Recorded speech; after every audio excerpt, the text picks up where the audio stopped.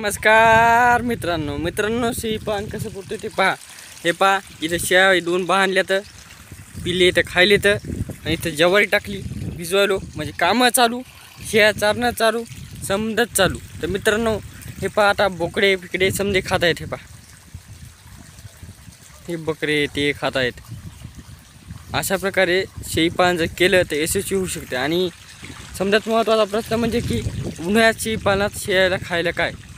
तर सध्या तर मित्रांनो आमच्याकडे भरपूर खायला आहे, पण जेव्हा खायला कमी पडेल त्यासाठी ज्वारी मका असे फ्लॉट केलेत आम्ही. हे पहा हे वाकाने केले, तुम्हाला दिसत असं याच्यात पाणी सोडले डबल. हे या पाण्याद्वारे आता भिजलं की ते निघायला सुरुवात होती. आणि आपली शेळ्या बैल हे समजे जनावरं जितके बी येतं तितक्याला बी खाण्यासाठी ही ज्वारी मका उपयुक्त करू शकतो आपण.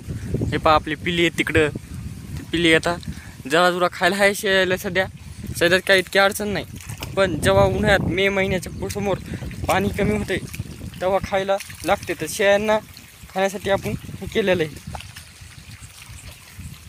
जेणेकरून आपल्या शेळ्यांना भर उन्हाळ्यात बी हिरवा चारा खायला भेटायला पाहिजे. हे पहा पाणी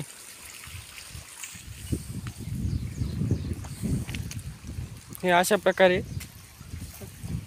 खायला केलेले आहे आम्ही. तुमच्या इकडे जर पाणी असेल मुबलक प्रमाणात तर तुम्ही पण अशा प्रकारे शेळ्यांना खाण्यासाठी करू शकता. हे आता हे अजून 10-15 दिवसात चांगलं निघतंय. आणि जेव्हा आपल्याला भर उन्हाळा होते 1-1.5 महिन्यानंतर तेव्हा आपल्या शेळ्यांना पिल्ल्यांना खायला हिरवं होते. हे बा पिल्ली कशी आहेत, बकरे आहेत. तर अशा प्रकारे तुमच्या इकडं जर पाणी असेल तर खायला करू शकता तुम्ही. नक्कीच शेळीपालन असो, म्हशीपालन असो किंवा इतर कोणतेही जनावरं तुमच्यापाशी असतात आणि जर हिरवा चारा नसेल तर ते जनावरं खूपच कमपोज होऊन जातात, वाळून जातात. त्यासाठी आपण अशा प्रकारे खाण्यापिण्याची व्यवस्था करावी लागते. हे आपण केलेली आहे. आपल्या एरीला पाणी पण भरपूर आहे. तुमच्या एरीला पाणी नसलं तर तुम्ही ते हिरवा घास विकत घेऊ शकता, पण आमच्यापाशी पाणी आहे.